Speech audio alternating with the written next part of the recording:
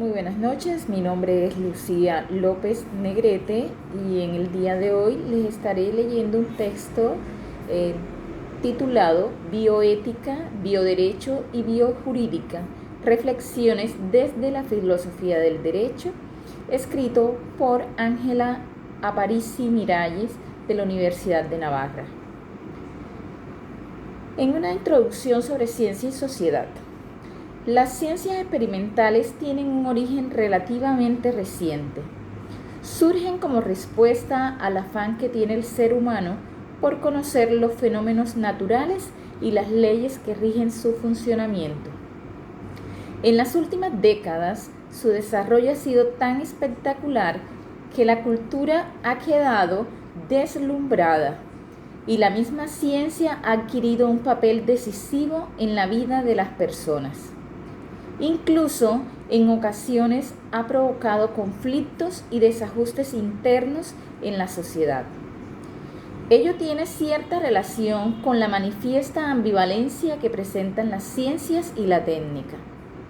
Por una parte, contribuyen decisivamente al desarrollo humano.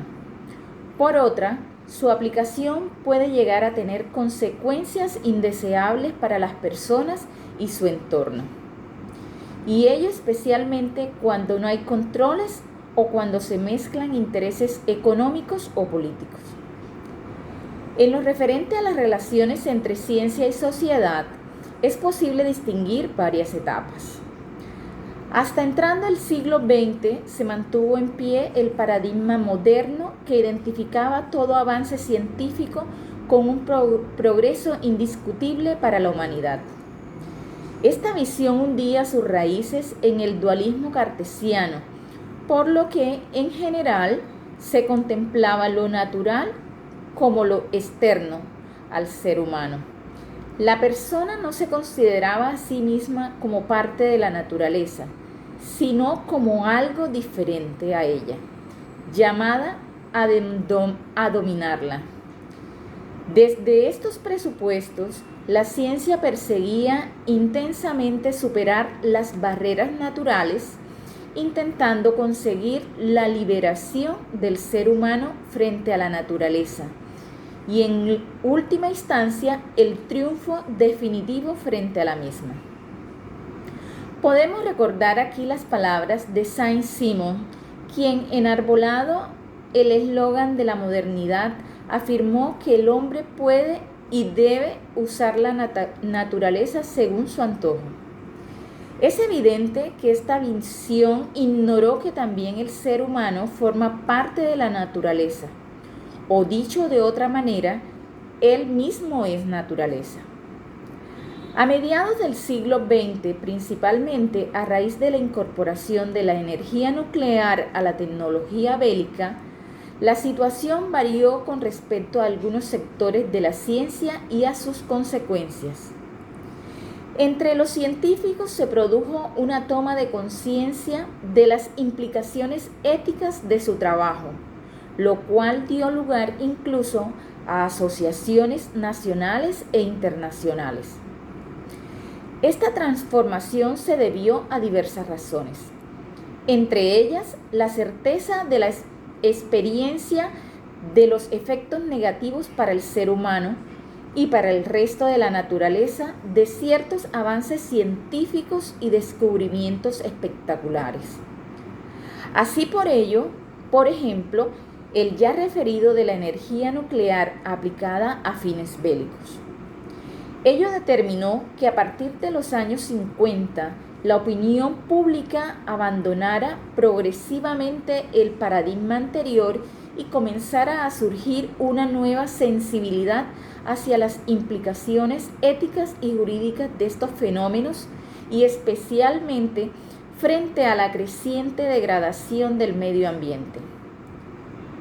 A partir de los años 50, A partir de los años 90 se advierten nuevos cambios. Por un lado, recobra fuerza la convicción de que el desarrollo de la humanidad depende básicamente del desarrollo científico y tecnológico. Estamos de nuevo ante el paradigma de la ciencia entendida como fuente de progreso ilimitado e infinito. No obstante, ahora adquiere vigor en un contexto distinto, marcado en gran medida por el economicismo y el individualismo. La ciencia ya no buscará tanto el beneficio global de la humanidad, intentando, por ejemplo, reducir las desigualdades entre países ricos y pobres o buscar fármacos para luchar contra las epidemias que diezman a las poblaciones del hemisferio sur, sino incrementar los años y la calidad de vida de las sociedades opulentas del norte. Además, ya no encontramos una fe en la ciencia, entendida como instrumento para alcanzar un mundo más humano, sino que en muchos casos lo que se pretende es conseguir precisamente un mundo mejor que humano. Ello se advierte especialmente en el seguimiento y auge actual de la nueva medicina del deseo, de la que, por ejemplo, son un claro exponente las sofisticadas operaciones de cirugía estética genital. Esta nueva visión se encuentra, por otro lado, en estrecha relación con un creciente pragmatismo epistemológico, de acuerdo con el cual se presupone que lo verdadero o lo bueno es básicamente lo útil, lo que funciona o se espera que produzca unos resultados aunque sean escasos. En este nuevo marco se hace evidente de manera aún más clara, si cabe, la inaceptabilidad de la tesis moderna de la neutralidad o asepsia valorativa de la ciencia. En realidad, la decisión humana que se inclina por el fenómeno de una determinada línea de investigación o aplicación tecnológica reposa sobre una ideología que propone esa opción frente a otras, que plantea objetivos en una dirección concreta y trata de responder a unas determinadas cuestiones en detrimento de otras. Por ello, como indica Quintanilla, el desarrollo tecnológico se está convirtiendo en un asunto ideológico, dejando de ser una cuestión meramente tecnocrática. En esta línea, para Habermas, muchas veces en nombre de una aparente racionalidad y a través de decisiones de pretendido carácter científico, lo que se impone son normas de oculto dominio. Como la racionalidad de este tipo solo se refiere a la correcta elección entre estrategias, a la adecuada utilización de tecnologías en situaciones dadas para fines dados. Lo que en realidad hace es sustraer la trama social global de intereses en la que se eligen estrategias, se utilizan tecnologías y se instauran sistemas a una reflexión y reconstrucción racionales. Y recordando a Marcuse, quien dice que el concepto de razón técnica es quizás el mismo ideología, no solo su aplicación, sino que ya la técnica misma es dominio sobre la naturaleza y sobre los hombres, un dominio metódico, científico, calculado y calculante. No es que determinados fines e intereses de dominio solo se avengan a la técnica a posteriori y desde fuera, sino que entran ya en la construcción del mismo aparato técnico. La técnica es en cada caso un proyecto histórico-social. En él se proyecta lo que una sociedad y los intereses en ella dominantes tienen el propósito de hacer con los hombres y con las cosas. Por otro lado, es importante tener en cuenta que en la actualidad las ciencias experimentales ya no se dedican pasivamente al estudio y profundización del conocimiento sobre el fenómeno global de la vida. Gran parte de su esfuerzo se dirige fundamentalmente a intervenir activamente en ella. Como señala Riemann, Aunque los seres humanos hemos modificado activamente la naturaleza durante milenios, nunca antes estuvieron a nuestra disposición herramientas para rediseñar la naturaleza a la velocidad y profundidad que permiten las biotecnologías modernas. Precisamente, la biotecnología ha sido el puente por el que se ha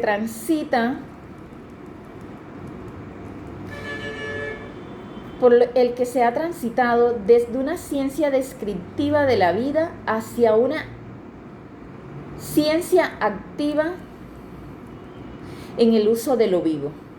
En consecuencia, el conocimiento se adquiere ahora mediante la incisiva intervención en la vida misma y se evalúa fundamentalmente por su eficacia, por su capacidad de producir resultados. Por ello, los límites entre los conceptos de ciencia y técnica se han diluido considerablemente. Más bien, podríamos referirnos a la tecnociencia.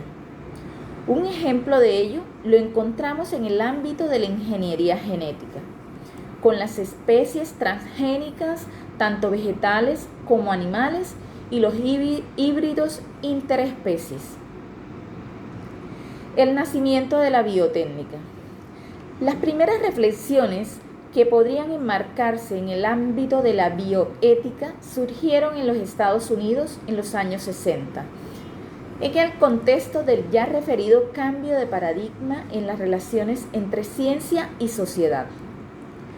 También fue determinante el hecho de que, durante esa década, la sociedad norteamericana conociera una serie de escándalos relacionados con la experimentación en seres humanos. En 1963 se supo que en el Hewitt Choice Design Hospital de Brooklyn se había inyectado células tumorales a pacientes ancianos sin su consentimiento. Asimismo, se descubrió que entre 1965 y 1971 en el Whitbrook State Hospital de Nueva York se habían llevado a cabo estudios sobre la vacuna contra la hepatitis infecciosa, inoculando el virus en niños discapacitados internados en el centro. En 1970, Paul Ransel publicó 2 libros que pueden ser considerados obras pioneras en el origen de la bioética en los Estados Unidos. Los volúmenes se titulaban The Patient as Person, Exploration in Medical Ethics and Fabricate Men. Su autor ponía de relieve con un marcado énfasis las profundas implicaciones éticas derivadas de las intervenciones técnicas sobre la vida humana. Ramsey seguía así una línea de trabajo que había sido promovida por André Hellinger en el Georgetown University. Lo último de esta corriente fue su defensa de la necesidad de crear un nuevo campo de estudio dedicado a los aspectos éticos de la práctica clínica. Por ello, sus preocupaciones se dirigieron a lo que actualmente se denomina ética médica. En 1971, Hellinger fundó el Kennedy Institute for the Study of Human Reproduction and Bioethics. Se trata del primer instituto de bioética designado formalmente como tal. No obstante, el autor que utilizó por primera vez el término bioética fue Van Rankel Potter. Sus trabajos Bioethics, The Science of Surviving and Bioethics, Bridge to the Future, constituyen, por lo tanto, referencias ineludibles en esta nueva disciplina. Conviene tener en cuenta que su visión de la bioética no coincide con la de André Hellinger, mientras que, como ya se ha indicado, este autor se centró en las implicaciones humanas de las intervenciones médicas. Potter planteó básicamente el problema de la supervivencia de los ecosistemas. Por ello, podría ser considerado el iniciador de las denominadas éticas ecológicas. Potter entiende que la reflexión ética debe nacer del interior de la práctica médica y científica, como consecuencia de haber comprendido la trascendencia de estas actividades sobre el desarrollo de la vida en general. La bioética surge así en un contexto de inquietud y de respuesta crítica respecto a un determinado modo de entender el desarrollo científico y sus consecuencias no solo para el ser humano, sino también especialmente para su entorno. Potter denuncia la ideología subyacente al concepto dominante de progreso, la existencia de una división radical entre el ámbito del saber científico, biological fact, y el saber humanístico, ethical value, entre las ciencias experimentales y las del espíritu. Por ello, propone una nueva disciplina orientada a regular el uso de las nuevas tecnologías, buscando favorecer la supervivencia de los ecosistemas y con ello también de la misma especie humana. Al presuponer que el ser humano es parte de la naturaleza, considera que existe una amenaza para la persona cuando el medio ambiente es reducido a la consideración de objeto manipulable. Por ello, en su ya mencionado trabajo Bioethic Bright to the Future, intenta, como el mismo título lo indica, establecer un nexo o puente entre los dos ámbitos de conocimiento, el propiamente científico y el moral humanístico.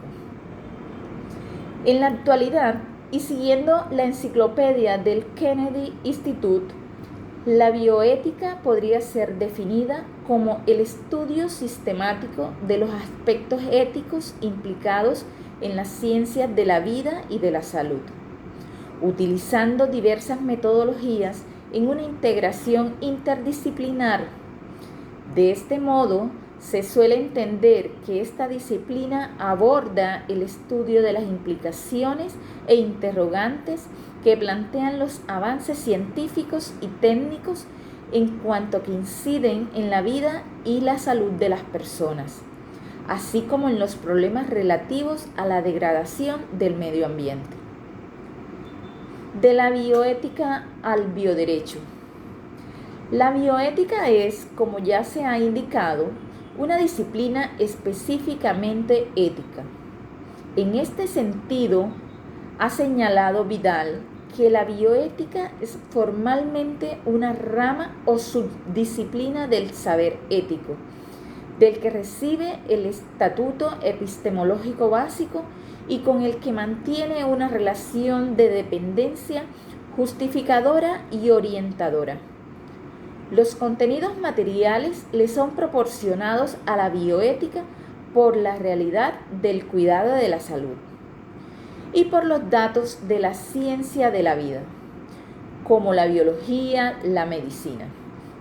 El análisis de los temas, aunque tiene una omnipresente referencia a la ética, tiene que ser llevado a cabo mediante una metodología interdisciplinar. Esta realidad ha conducido a algunos autores a cuestionarse incluso la especificidad de la bioética, considerándola exclusivamente como una ética profesional o deontológica. En este sentido, se pregunta González, ¿no será más bien simplemente ética?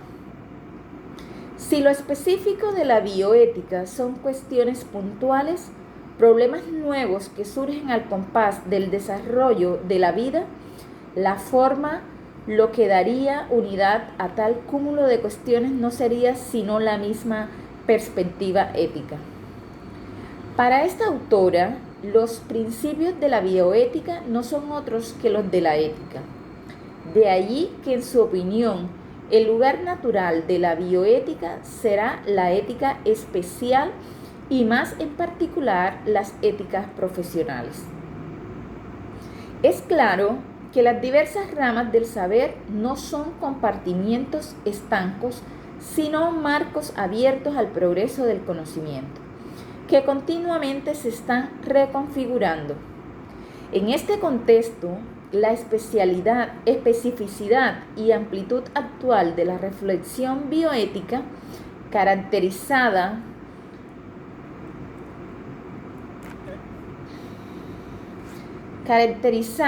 en gran medida por una metodología característica y un marcado carácter interdisciplinar,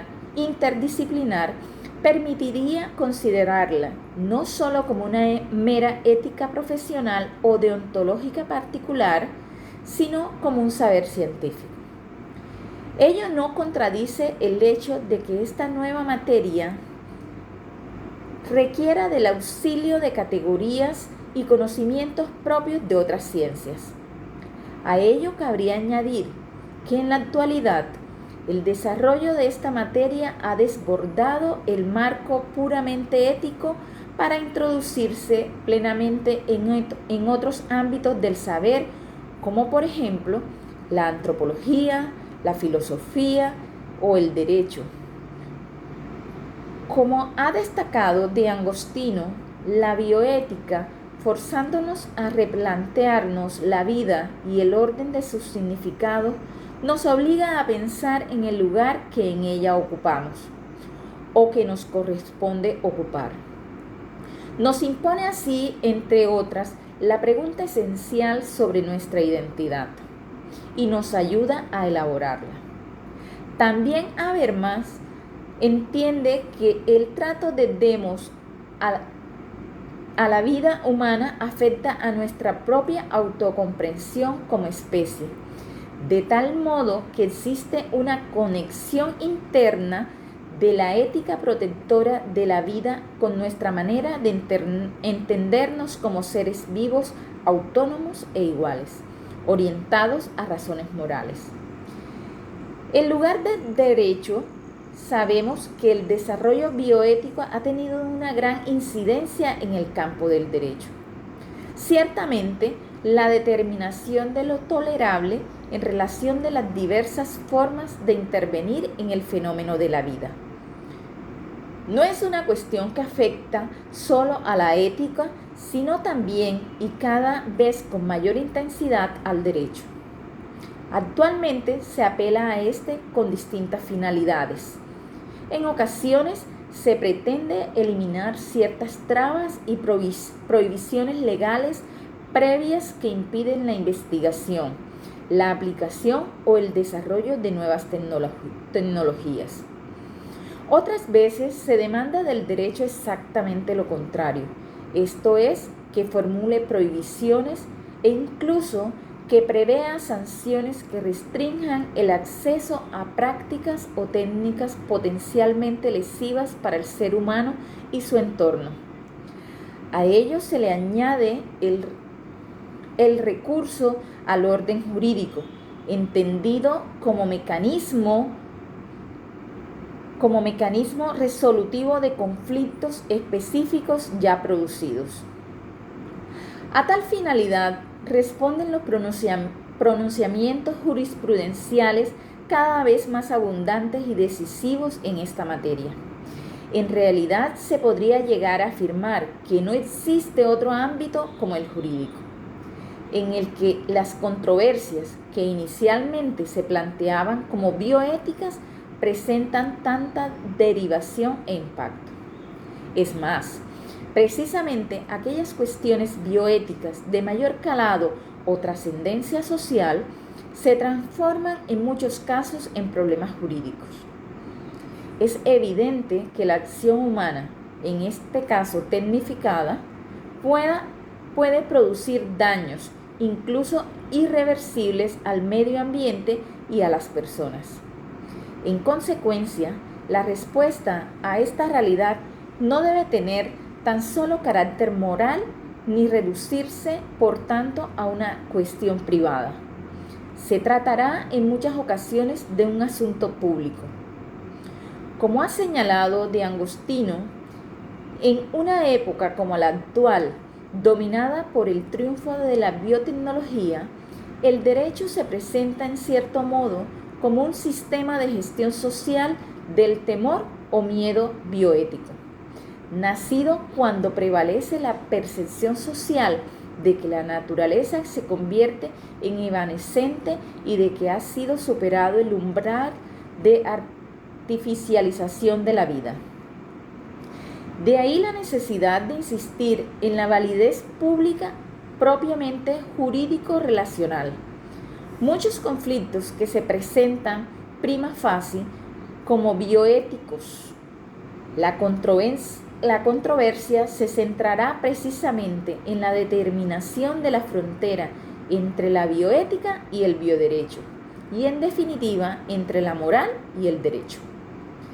Ciertamente, la cuestión relativa a los límites, conexiones y diferencias entre derecho y moral es un problema clásico de la filosofía jurídica. No obstante, la complejidad ya de sí por sí inherente al tema se incrementa en este caso por la concurrencia de diversos factores. Entre ellos cabría destacar la ausencia de estudios sistemáticos que ayuden a delimitar con rigor ambas disciplinas, demarcando sus respectivas competencias. Tal carencia tiene múltiples consecuencias prácticas, incluso a nivel terminológico. Se advierte la existencia de una patente imprecisión. Con frecuencia, los mismos juristas apelamos a la bioética cuando en realidad nos enfrentamos a problemas que poseen una clara dimensión pública. Ello a su vez incrementa la confusión conceptual. Cuando se plantea una controversia bioética, se tiende a insertarla en un marco propiamente ético, con el correlativo recurso a unas categorías y a una metodología características, abordándose así como un problema subjetivo o de conciencia. Esto genera automáticamente una resistencia a la plasmación en normas jurídicas de los resultados y conclusiones obtenidas y especialmente un rechazo a la posibilidad de que tales soluciones se vean respaldadas por sanciones típicamente jurídicas. En definitiva, se entiende que estamos ante problemas y reflexiones ajenas a la ciencia jurídica, más propias de la filosofía moral o de las ciencias de la salud que del derecho.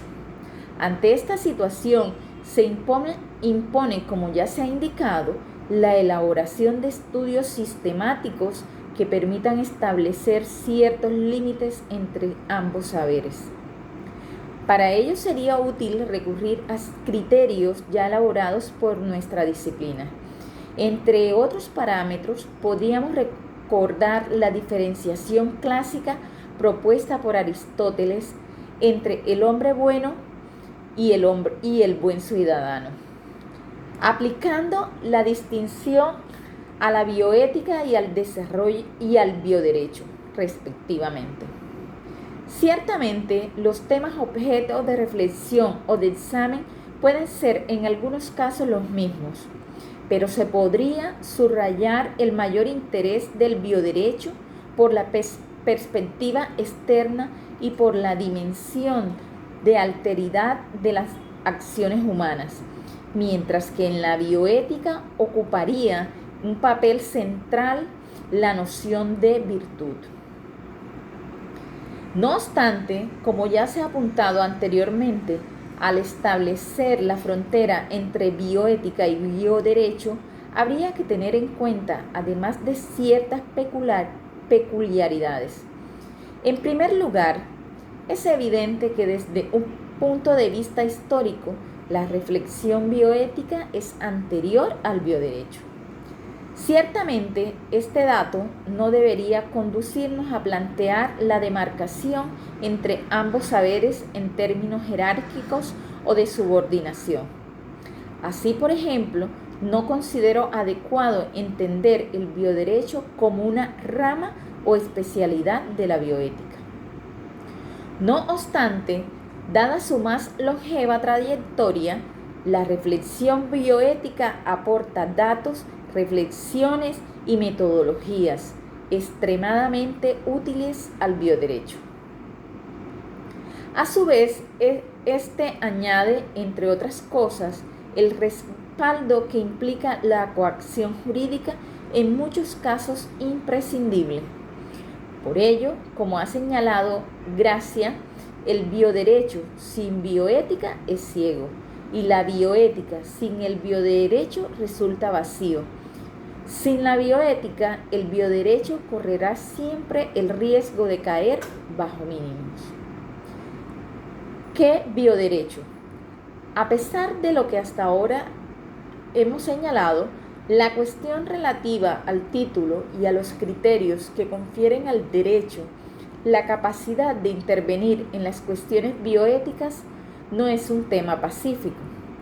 También a nivel fáctico se advierte una cierta reticencia en los juristas para adentrarse en problemas que, a primera vista, pueden parecer más propios de los científicos que de los filósofos morales.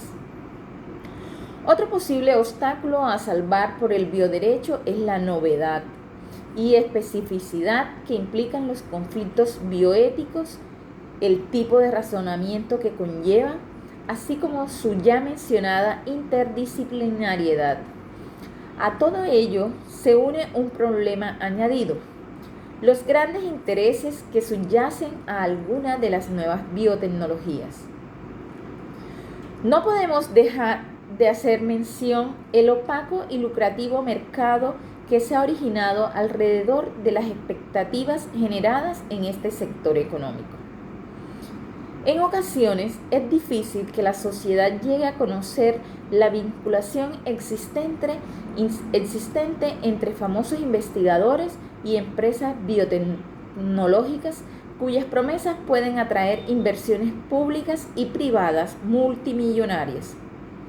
En este sentido, cabe mencionar, por ejemplo, que Robert Lanza, conocido por sus experimentos de transferencia nuclear en mamíferos y primates, es director de una reconocida revista científica, el New England Journal of Medicine, director médico de una empresa que cotiza en bolsa, la Advanced Cell Technology, y actualmente también es asesor del Instituto Valenciano de Fertilidad.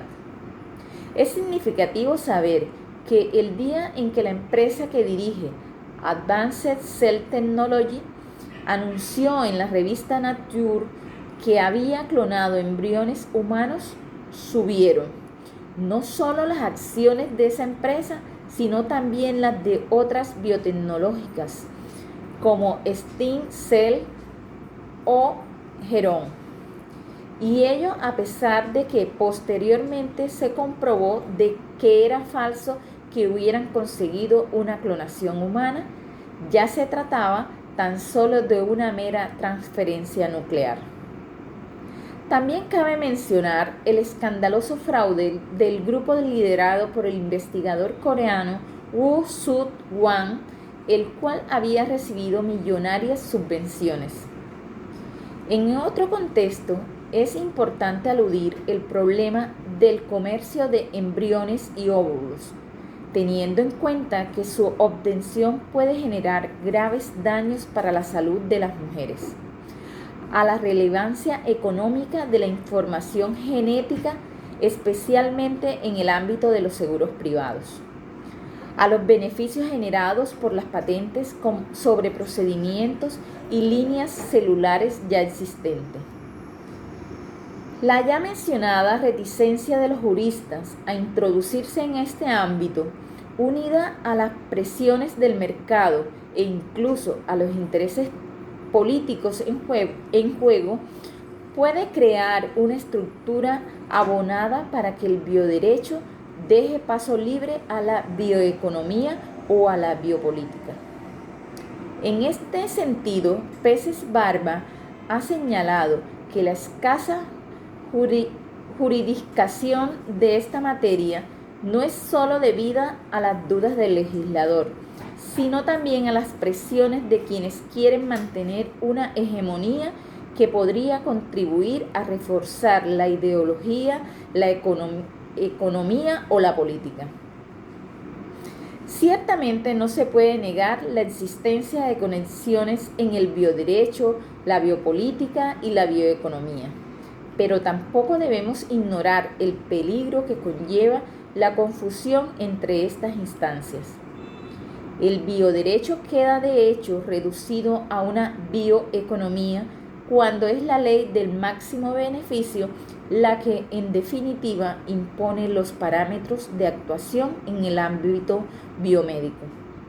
Asimismo, el bioderecho deja paso a la biopolítica cuando su función se limita a la mera formalización legal de decisiones e intereses partidistas o electoralistas, en muchos casos ya tomadas con anterioridad. Por otro lado, cabe referirse al riesgo que para los derechos individuales podría implicar la alianza entre bioeconomía y biopolítica, abriendo la puerta a la circulación sin trabas de cualesquiera demandas solventes. En esta línea, Habermas recuerda que estamos ante investigaciones que se financian desde hace ya mucho en el mercado de capitales, debido a que la investigación biogenética se ha aliado con los intereses de los inversores y las demandas de éxito de los gobiernos nacionales. El desarrollo biotécnico despliega una dinámica que amenaza con hacer desaparecer de la esfera pública los procesos detallados de clarificación normativa. Por ello plantea el dilema ético y político de comportarnos autónomamente de acuerdo con consideraciones normativas que inciden en una democrática conformación de voluntad o arbitrariamente de acuerdo con preferencias subjetivas que encuentran satisfacción en el mercado. También para Ollero, el empuje de la bioindustria parece invitar a un resignado adiós a la bioética para ceder paso a la biopolítica. La brega biopolítica no se limitará a lograr el visto bueno para las investigaciones más inmediatas. Los niveles de inversión económica planteados exigen un grado de seguridad que obliga a despejar al máximo el ámbito del juego jurídico. Hay que ganar terreno en el ámbito de lo irreversible. Habrá que lograr legalizar incluso aquello que a corto plazo no es previsible que interese llegar a la práctica, pero podría en su momento convertirse en vía a explorar. Para evitar tales riesgos, el bioderecho debería salvar algunos principios de carácter estructural, aunque no del todo inútiles, que permitieran percibir cuando abandonamos la lógica del derecho, de la dignidad, de la igualdad, de la no instrumentalización, del respeto, de la reciprocidad, para adentrarnos en la lógica de la violencia, del dominio, de la propiedad de unos seres humanos sobre otros, de la búsqueda de resultados y beneficios a costa incluso de la dignidad del otro. Ciertamente, nunca podremos elaborar una especie de código biojurídico, ya que tales principios no pueden ser conocidos con independencia de su realización, exigiendo por otro lado ser permanentemente corregidos por la dimensión histórico-dinámica de la realidad social. No obstante, ello no impide defender ciertos presupuestos a los que el bioderecho no debería renunciar. Fundamentalmente, el respeto a la dignidad y al carácter relacional del ser humano. Ello implicaría, en primer lugar, partir del reconocimiento de la cualidad del sujeto a los individuos parte de una relación biomédica o biotécnica. Ciertamente podría alegarse que también la bioética parte de esta premisa. No obstante, encontramos diferencias en tal denominador común. Como destaca De Agostino, la bioética salva tal carácter relacional a través de las formas cálidas de la comprensión, del cuidado, de la acogida y la dedicación, de la entrega generosa al otro, hasta la forma más superior, la del amor. El bioderecho, sin embargo, aborda la relación intersubjetiva, garantizando las formas frías del respeto mutuo, de la igualdad, la imparcialidad, la simetría o la reciprocidad. Por otro lado, la misma defensa de esta relación intersubjetiva remite a la garantía de que ésta sea tal. Por ello, no se consideraría como admisible no solo aquella relación abiertamente violenta o fraudulenta, sino también la paternalista, la contaminada y la distorsionada por intereses económicos, la que altera o impide el desarrollo de otras posibles relaciones, la que oculta interesadamente la realidad de las cosas, la que ofende o, aún peor, niega la identidad y la dignidad de los sujetos parte de la relación.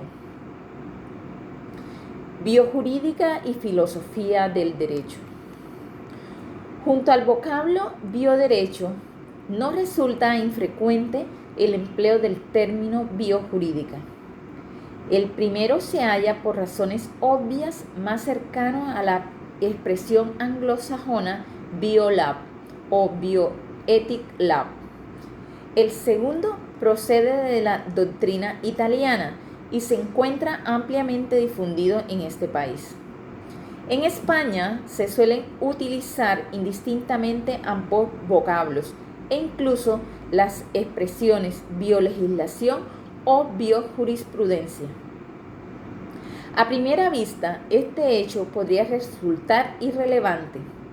No obstante, parece posible advertir una mayor preferencia por el término bioderecho o biolegislación en aquellos autores que provienen de ramas específicas de la ciencia jurídica: derecho penal, administrativo, civil, constitucional, mercantil.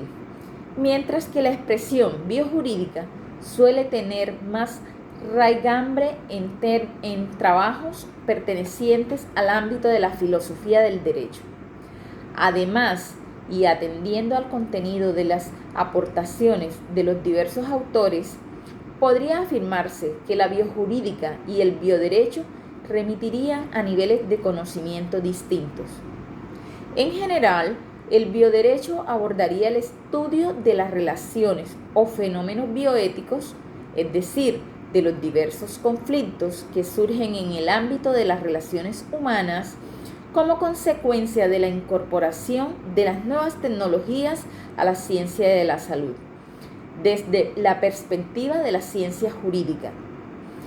Lo fundamental, por ello, es que se trata de aproximaciones desde el derecho positivo. Por ello, estaríamos ante una parte de la ciencia jurídica de la que en realidad siempre se han ocupado los juristas. Recordemos que la Constitución reconoce en su artículo 43.1 el derecho a la protección de la salud, desarrollado entre otras leyes en la Ley de Sanidad.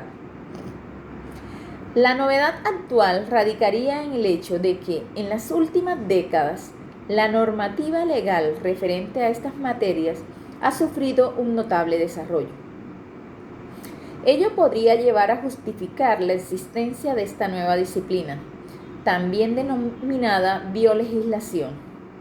Por su parte, la biojurídica abordaría asimismo cuestiones bioéticas, pero adoptando una perspectiva distinta, la aportada por la filosofía jurídica. De este modo, la función de la biojurídica será precisamente la de justificar aquellos principios no morales sino propiamente jurídicos en los que se apoyaría el bioderecho o la biolegislación. Así le entiende, por ejemplo, Palazzani cuando afirma que los términos biojurídica y bioderechos, distintos en la lengua italiana, pero indistintos en otras lenguas, remiten a disciplinas académicas enmarcadas respectivamente en el ámbito de la filosofía del derecho y del derecho privado. También en la doctrina italiana, Laguli afirma que la biojurídica remite a la reflexión teórica sobre el tema bioético desde una perspectiva no ética, sino estrictamente jurídica, mientras que la biolegislación es el resultado de la actividad del legislador llamado a traducir en normas legales los principios elaborados en sede biojurídica. Partiendo de esta distinción, podría afirmarse que en realidad lo que en este caso se presenta a los filósofos del derecho es un ámbito de trabajo que siempre nos ha pertenecido, pero que ya en la práctica todavía se encuentra sin rotular. Elaborar una biojurídica, ni moral ni política, sino estrictamente jurídica. Es evidente que los avances biotecnológicos de las últimas décadas han suscitado complejas controversias.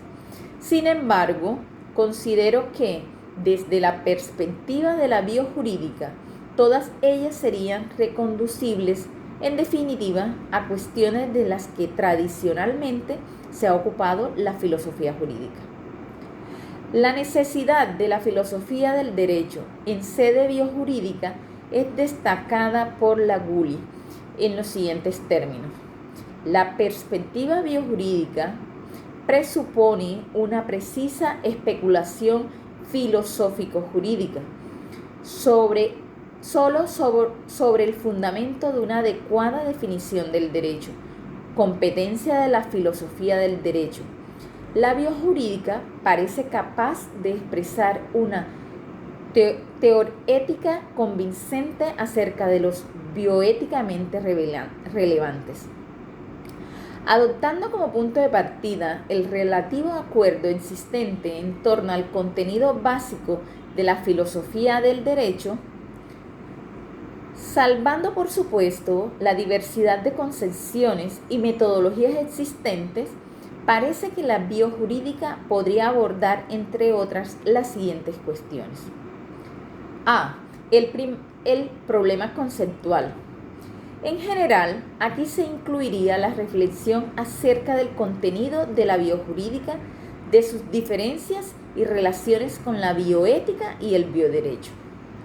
Tal reflexión debe superar los límites que impone el análisis estrictamente normativo, incluyendo asimismo las cuestiones referentes a la relación y articulación de la biojurídica con otros saberes, especialmente con las ciencias biomédicas.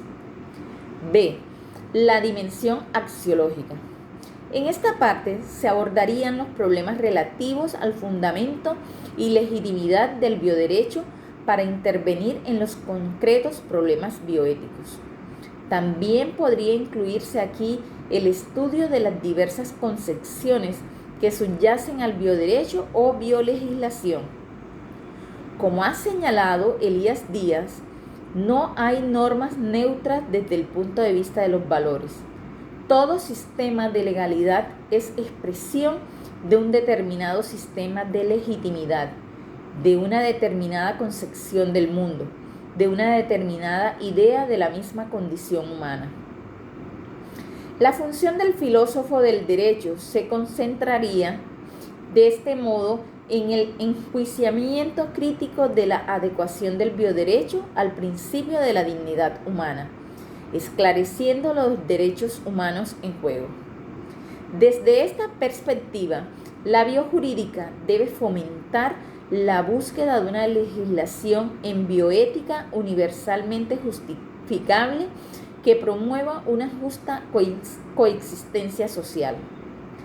En este sentido, Palazzani define la biojurídica como aquel que, dirigiendo su mirada más allá de la validez y de la efectividad, se pregunta si el derecho vigente de estas materias es justo. Se interroga así el porqué del derecho, de su justificación y su fundamento. La biojurídica también debería justificar aquellos principios en los que podría asentarse el bioderecho futuro. En definitiva, como se puede advertir, esta sería la dimensión más práctica y específica de esta disciplina, centrada básicamente en la justificación de la promoción o prohibición de determinados contenidos, partiendo del principio de la dignidad humana y de los derechos humanos en juego. C. También incumbe a la biojurídica abordar la cuestión relativa a la intersección entre el bioderecho y la realidad social. Ciertamente, entre el sistema legal y el resto de factores que integran la realidad social, existen relaciones de interdependencia e interacción que determinan no solo que las leyes surjan a raíz de necesidades y problemas sociales concretos, sino que asimismo actúen e incluso modifiquen sustantivamente el tejido social.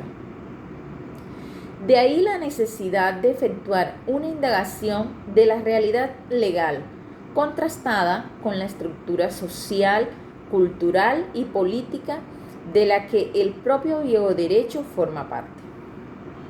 En esta sección se incluirían, por ello, no solo la temática de las relaciones entre cambio social y cambio jurídico, sino también la influencia del bioderecho en la transformación de la sociedad y la reflexión sobre las funciones sociales del mismo. Para afrontar las mencionadas cuestiones, la biojurídica se situaría, por un lado, fuera del punto de vista interno característico de la ciencia del derecho, partiendo al mismo tiempo del conocimiento sectorial propio de las ciencias jurídicas. Además, el filósofo del derecho que aborde tales retos deberá poseer un importante bagaje de conocimientos de tipo científico-técnico, considerarlos como un punto de partida auxiliar. No deberá detenerse en los meros datos empíricos ni extrapolar los métodos y categorías científico-técnicas a su propio ámbito. En este punto, lo que directamente le compete es reflexionar desde la perspectiva filosófica sobre los mismos conocimientos proporcionados por las ciencias experimentales. El objeto de su deliberación, por ello, no son simples fenómenos físicos, sino conductas y acciones y decisiones humanas. Conclusión. En definitiva, la biojurídica llevaría a cabo una reflexión global y crítica sobre el bioderecho. En consecuencia, lo que se espera de esta disciplina no es una mera descripción fáctica de cómo es la legislación vigente en estas cuestiones. Dicha labor sería, en rigor, más propia del bioderecho o la biolegislación, e incluso de la biojurisprudencia. A la biojurídica le corresponde, al igual que a la filosofía del derecho, reflexionar sobre las normas vigentes a la luz del principio de la dignidad humana y de los derechos humanos. En este sentido, podríamos destacar otro reto de la biojurídica: incluir los derechos bioéticos en el contexto de los derechos humanos, garantizando al ser humano las condiciones para ejercer plenamente su identidad relacional y la propia humanidad. En este último aspecto es central, ya que, como destaca Habermas En la actualidad se ha hecho especialmente nítido el aberrante del conflicto moderno entre el cosmopolitismo del hombre y las realidades del ciudadano, que no pueden ser universalitas mientras las relaciones internacionales estén sometidas a la eticidad concreta de los más fuertes.